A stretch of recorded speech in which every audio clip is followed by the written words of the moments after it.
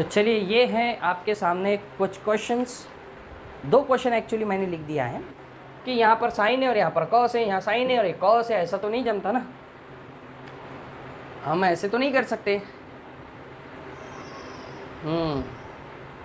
क्या करना पड़ेगा, कुछ लाओ दिमाग में, कुछ सोचो। ऊपर भी प्लस है, नीचे भी प्लस है,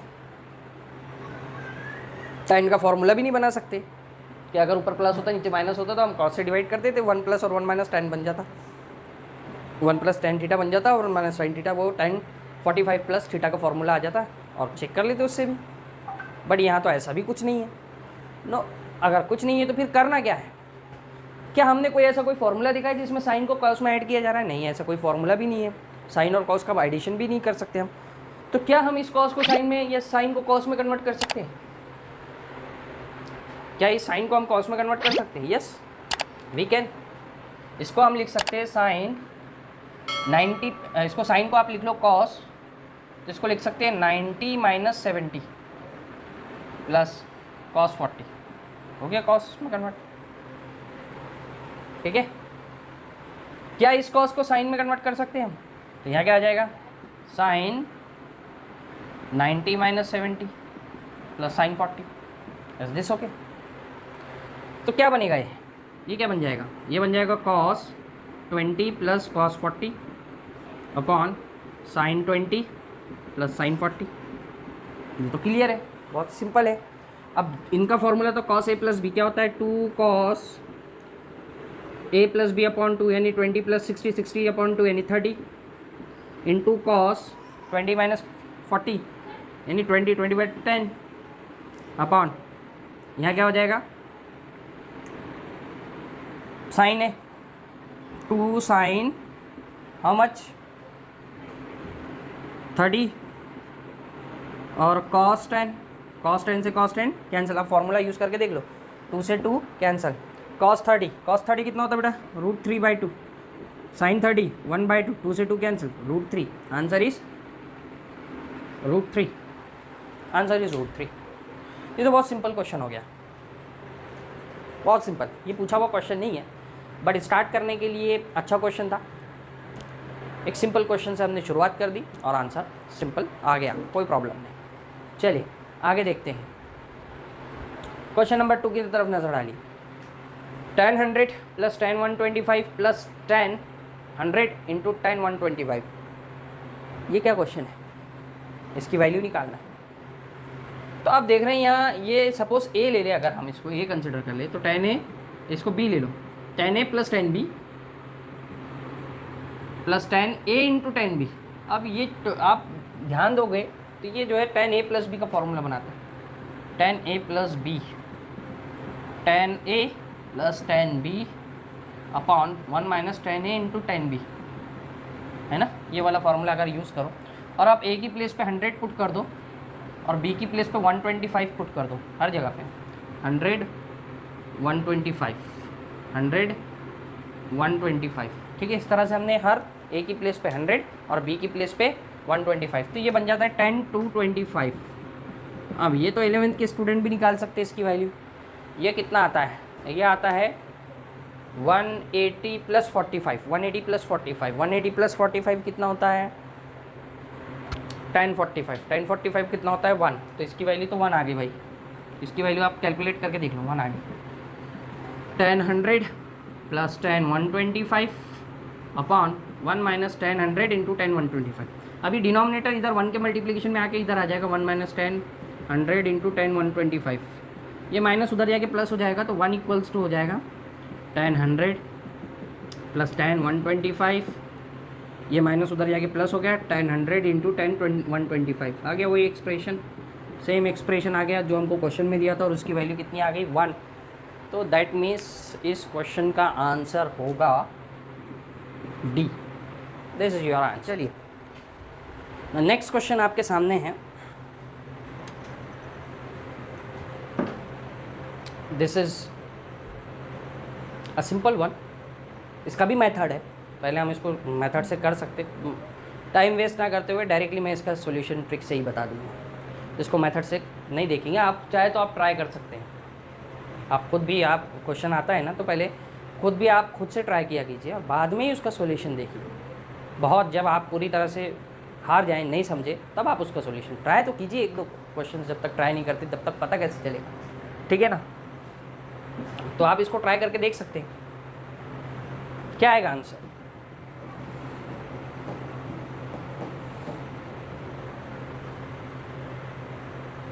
चलिए देखते हैं सॉल्यूशन। सबसे पहले तो हमको जो एक्सप्रेशन दिया है उसको आप लिख लीजिए इधर, cos sec theta is equal to √2 given है क्या, 2 गिवन है, सॉरी क्वेश्चन करेक्ट कर लो, this is 2 not √2, this is 2, ये वैल्यू 2 गिवन है। आप कुछ भी मत सोचिए, आप ये सोचिए कौन से एंगल थीटा क्या वैल्यू डाले कि इक्वेशन सेटिस्फाई हो, आपकी मर्जी से सोचिए। सो ये 90 डालने पर साइन 90 1 होता है, कोसेक 90 कितना हो जाता है, इन 1 हो जाता है, 1 + 1 2, 90 पे भी हो रहा है सेटिस्फाई। 0 डालेंगे तो साइन 0 0 होता है और कोसेक 0 तो होता ही नहीं है, समझ लीजिए इन्फिनिटी हो जाता है, ये नहीं हो। 90 पे तो हो रहा है ना सेटिस्फाई। 45 पे 1/√2 1/√2 आता है, 2/√2 यानी √2 आएगा। √2 दिया होता अगर तो ये 45 हो जाता। अगर ये √2 होता यहाँ पर तो ये 45 के लिए सेटिस्फाई हो जाता। लेकिन हमको ये की समझ में आ रहा है कि अगर मैं साइन थीटा की प्लेस पे 90 डिग्री पुट कर दूँ तो sine 90 plus cosec 90 equals to आ जाएगा 2। क्यों, साइन 90 कितना होता है 1, कोसेक 90 कितना होता है 1, तो 1 + 1 कितना होता है 2, तो थीटा की वैल्यू 90 फिक्स होगी। अब आपको निकालना क्या है, ये वैल्यू कैलकुलेट करनी है। तो ये sine to the power 8 theta, theta कितना है 90, cosec to the power 8 theta कितना होगा, थीटा कितना है 90, ये इसकी वैल्यू भी 1 होती है, 1 to the power 8 plus 1 to the power 8 1 + 1 that is equal to 2, answer is 2, correct, ठीक है ना।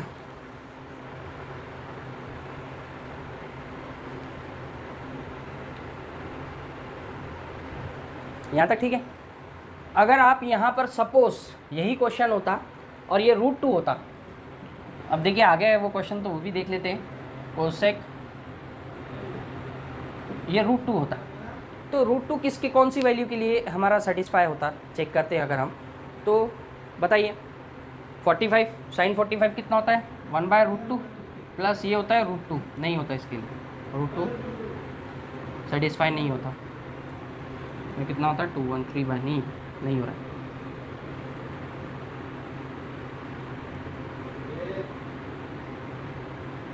हाँ यहाँ कॉस होता तो ठीक है, अगर कोसेक की प्लेस पे सिर्फ कॉस होता तो ये होता है 1/√2, ये चेंज किया मैंने क्वेश्चन में। अब होता अगर तो की बात है भाई, ये होता है 2/√2 विच इज़ इक्वल टू √2, यानी यहाँ थीटा की प्लेस पे 45 फिक्स हो जाती वैल्यू। तो इसमें भी आप थीटा की प्लेस पे 45 पुट कर देते, sign to the power 8 45 plus cos two the power 8 45, यहाँ कॉस रहता फिर कोसेक नहीं रहता, तो ये होता है 1/√2 to the power 8 plus 1/√2 to the power 8। अब भाई 1/√2 टू द पावर 8 कितना होता है, चेक करना पड़ेगा हमको। 1/, इसका पावर 2 ले लेंगे यहाँ से, 2 × 4 लिखेंगे अगर हम, तो ये 2 बन जाएगा, यानी 2 to the power 4, 1/2 to the power 4, दोनों का डिनोमिनेटर 2/2 टू द पावर 4 होता। तो आंसर कितना हो जाता, ये ऊपर आ गए 2 टू द पावर -3 या 1/2 टू द पावर 3, ऐसे भी लिख सकते, this will be the answer 1/2 to the power 3। तो हो सकता है ये क्वेश्चन भी बन के आ जाए, साइन कोसेक साइन और कॉस के फॉर्म में दे दिया, पावर कुछ भी हो सकता है 8 की प्लेस पे, एनीथिंग ऑप्शन उसके अकॉर्डिंग आएंगे आपको।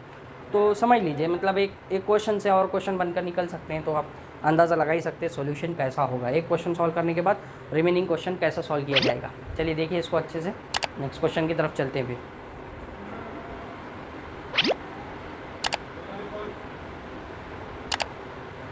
चलिए ये है आपके सामने next question, the value of 1050 - 1040 is, क्या होगी वैल्यू आपको पता लगाना है। तो सबसे पहले तो चेक कर लीजिए 1050 - 1040 दिया हुआ है आपको, और वैल्यूज़ जो है 10 के फॉर्म में, 10 10 40 1050 के फॉर्म में हमको वैल्यू गिवन है।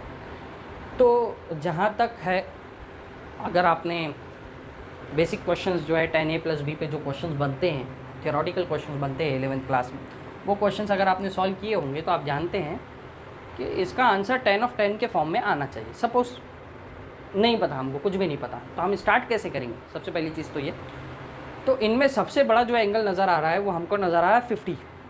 तो हम क्या करेंगे कि 10/50 को जो है इसको हम लिख लेंगे 10/40 + 10, ऐसे लिख लेंगे। इस पर फॉर्मूला अप्लाई कर लो, 10/40 10/10 अपॉन 1 माइनस 10/40 इंटू 10/10, ठीक है, ये होगा 10/50। अब हमको क्या करना है, इधर क्रॉस मल्टीप्लाई कर लेना है इसको, इससे क्रॉस मल्टीप्लाई। तो पहले ये 1 को मल्टीप्लाई करेगा तो 10/50 आएगा, फिर ये इसको मल्टीप्लाई करेगा तो ये हो जाएगा 10/50 इंटू 10/40 10/10 इक्वल टू 10/40 + 10/10, ठीक है। यहाँ तक तो कोई इशू हमारा नहीं है। ओके, देन हमको क्या चाहिए भाई, 10/50 माइनस 10/40, तो ये 10/40 को इधर शिफ्ट कर दो। 10/50 है वो 10/40 इधर आ जाएगा, तो 10/40 इधर आ गया, और ये 10/10 है हमारे पास, ये जो है उधर चला जाएगा, माइनस ऑफ 10/50 10/40 10/10, ठीक है। ये माइनस था, इधर आके प्लस हो जाएगा सर। चलिए देखिए, अब होता क्या है कि हम यहाँ पर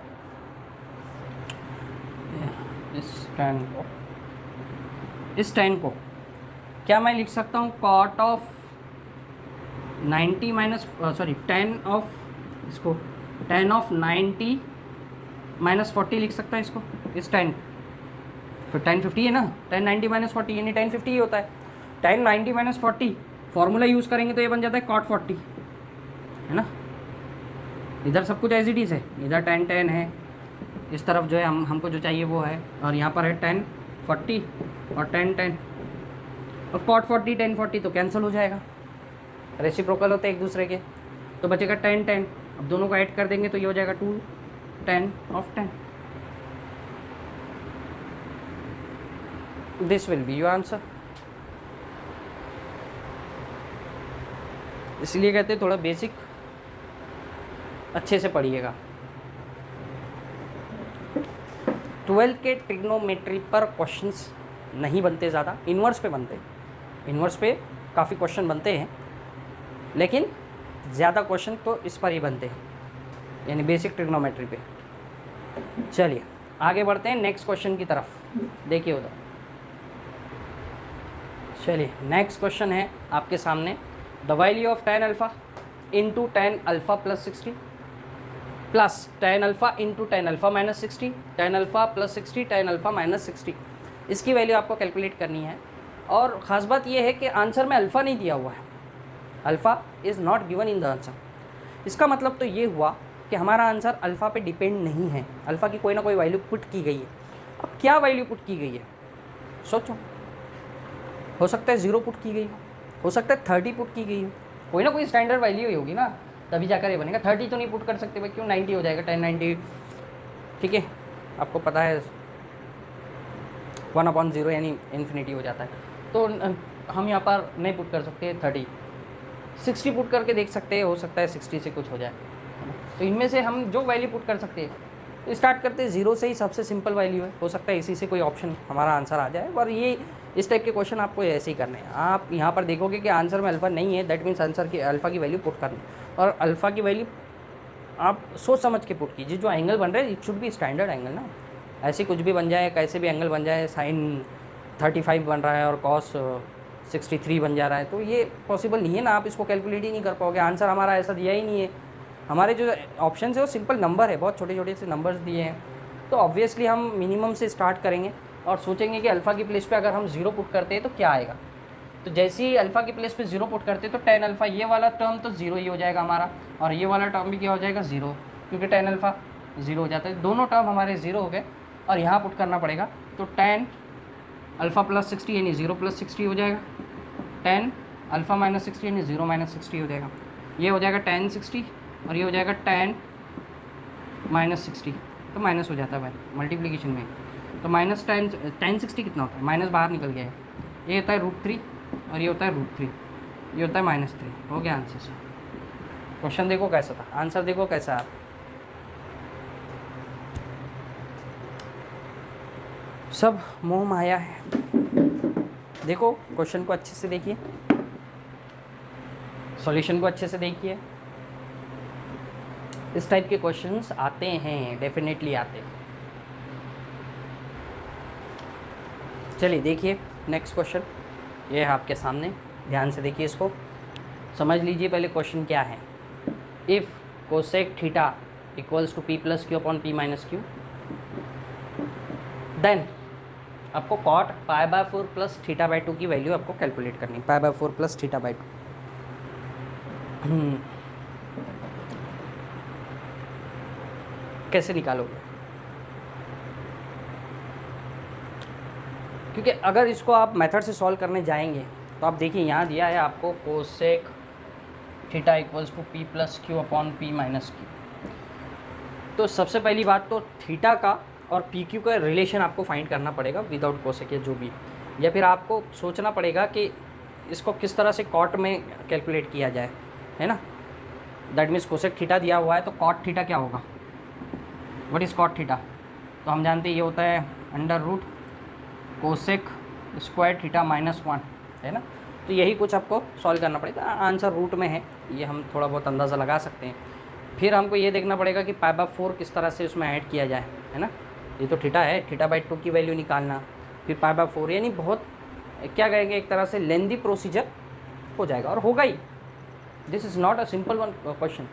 अगर इसको मेथड से सॉल्व करने जाएंगे ना अगर आप, तो डेफिनेटली 15-20 मिनट लेगा ही आपके। मैं समझाता हुआ जाऊँगा ना, तो अभी आपका यही क्वेश्चन में जो है मेरा लेक्चर ख़त्म हो जाएगा इसी क्वेश्चन में।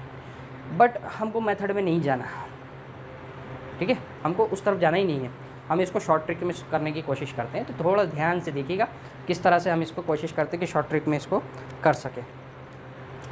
तो चलिए सोचिए, ध्यान लगाइए और सोचिए कि हम यहाँ पर इसको मिटा दो, इसकी ज़रूरत नहीं है अभी हमको। इसके बारे में आप सोचिए, हम यहाँ पर क्या ऐसी वैल्यू लें कि सिंपल हम पी क्यू को कैलकुलेट कर पाए। थीटा की वैल्यू आपको सोचनी है, ठीक है, थीटा की वैल्यू मेरी तरफ से कोई प्रेशर नहीं है, आप इत्मीनान से सोचिए। तो क्या होता है थीटा की value, what should be the value of theta, so that आप इसको आसानी से कैलकुलेट कर पाए। कोसेक है, याद रखिए, कोसेक की कौन कौन सी वैल्यूज़ होती है, कोसेक की क्या क्या वैल्यूज़ होती है। स्टैंडर्ड एंगल पे कोसेक 0, छोड़ो, कोसेक 30 2 होती है, कोसेक 60 2/√3, ठीक है, उसको भी छोड़ दो, यानी √3 वगैरह आ रहा है। तो कोसेक 30 जो है थोड़ा सिंपल लग रहा है, तो यहाँ से हम स्टार्ट करने की कोशिश करते हैं कि सपोज़ कर लेते हैं थीटा हमने 30 कंसिडर कर लिया, हमको नहीं पता क्या है, बट कंसिडर करने की कोशिश करते हैं। और अभी किसी न किसी थीटा के लिए ये जो है वैल्यू सेटिस्फाई होगी और वही थीटा के लिए वो वैल्यू भी सेटिस्फाई होगी, और उसी से हम यहाँ, अब ये सारा जो है सिर्फ अंदाजे वाला काम है कि आपने 30 ही ली है, सर हमने 60 क्यों नहीं ली, ठीक है, 60 भी ले सकते हैं, नो इशू, नो प्रॉब्लम, 60 से भी आगे करके देख सकते हैं, आपको खुद ही समझ में आएगा 60 से लेने से क्या इशू आता है, क्या प्रॉब्लम आता है। हमको यहाँ पर भी तो स्टैंडर्ड एंगल चाहिए ना, यानी थीटा की वैल्यू 30 है अगर, तो यहाँ पर अगर मैं 30 डालूंगा तो ये हो जाएगा 15, और ये 45, 15 प्लस 45 कितना होता है, 60 हो जाता है। तो 60 एक स्टैंडर्ड एंगल है ना, तो 45 में ये यहाँ पर 15 ही ऐड हो सकता है स्टैंडर्ड बनाने के लिए, और कोई दूसरा एंगल ऐड नहीं हो सकता। तो 15 के लिए थीटा तो वैसे भी 30 ही चाहिए हमको, और यहाँ भी 30 रहा है और हमने सोचा भी 30 ही है, तो ओवरऑल 30 पे सारी जो है क्या कहेंगे आप, बोलते हैं ना हम जब पहली बूझते हैं तो वहाँ हिंट्स मिलती है हमको, और ये हिंट्स हमको इशारा करती है आंसर की तरफ। तो ये सारी हिंट्स आपको कलेक्ट करनी आनी चाहिए, क्वेश्चन देखकर समझ में आना चाहिए कि थीटा क्या लिया जाए ऐसा। यहाँ पर भी आप देखिए, यहाँ पर स्टैंडर्ड एंगल आपको लाना है कॉट में, तो स्टैंडर्ड एंगल कैसे आएगा, ये तो 45 है, 45 में ये यहाँ पर कितना ऐड करना पड़ेगा, तो ये टोटल जो है ये 15 ऐड, यानी 30 ऐड करना पड़ेगा, 15 ऐड करना पड़ेगा, सॉरी। तो 45 में 15 ऐड होगा तो 16, यानी ये 15 होना चाहिए, 15 होना चाहिए, इसलिए थीटा की वैल्यू 30 होनी चाहिए ना, 30 डिवाइडेड बाई 2 होगा तो 15 होगा, और वो 15 ऐड होगा 45 में। तो ये सारी चीज़ें हमको इशारा करती है कि आपका थीटा क्या होना चाहिए। अब थीटा निकालने से आंसर तो नहीं आ गया ना, ये तो सिर्फ एक हिंट है, अभी तो हमको आंसर की तरफ बढ़ना है, ठीक है। तो ये तो हो गया हमारा भाई 30, थीटा हमने 30 सोच लिया। अब इसमें पुट कर दो, तो जैसे ही आप कोसेक 30 पुट करते हो, ये आता है 2 P plus Q upon P minus Q, इसको आप क्रॉस मल्टीप्लाई कर दो, 2p minus 2q equal to p plus Q. Okay, then what will do ये, इसको क्यू को उधर शिफ्ट कर दो, पी को इधर शिफ्ट कर दो, तो 2p, ये इधर p माइनस हो जाएगा तो बचेगा p, ये इधर प्लस हो जाएगा तो 3q। तो p की वैल्यू आ रही है 3q, यहाँ तक ठीक है, कोई प्रॉब्लम नहीं है हमको। तो p की वैल्यू तो 3q आ रही है। अब हम कॉट के बारे में सोचेंगे, क्योंकि इसकी वैल्यू कैलकुलेट करना है। ये 45 है प्लस थीटा तो हमारा 30 है, यानी 15 हो जाएगा। ये ऐड कर देंगे तो आ जाएगा कॉट 60। अब what is the value of cot 60? Cot 60 कितना आता है भाई? 1/√3 आता है। तो 1/√3 लिखो या √1/3 लिखो, एक ही बात है, एक ही चीज़ है। तो आप ये सोचिए कि इन ऑप्शन में से कौन सा ऑप्शन इस रिलेशन के लिए ये वैल्यू देगा। अब ये ट्रायंगल बन रहा है, ऑप्शंस में ये पुट कर करके देखो, हमको 1/√1/3 मिल रहा है क्या, चेक करो। तो यहाँ पुट करके देख सकते, पी की प्लेस पे हमको क्यू पुट करना है, 3q पुट करना है। तो 3q पुट करेंगे तो यहाँ √3 मिलेगा। यहाँ अगर हम q की प्लेस पे पुट करते 3q, p की प्लेस पे आप पुट कर दो, ऊपर q है नीचे p है, तो 3q, p की प्लेस पे हमने 3q पुट कर दिया, q से q कैंसिल आ गया, √1 - 1/3 मिल गया। तो इस तरह से जो है आंसर हमने, ये तो ट्रिक से निकाला गया है। अगर इसको आप सॉल्व करने बैठ जाते तो डेफिनेटली ये आपका काफ़ी टाइम जो है आराम से खा जाता। तो देख लीजिए क्वेश्चन को।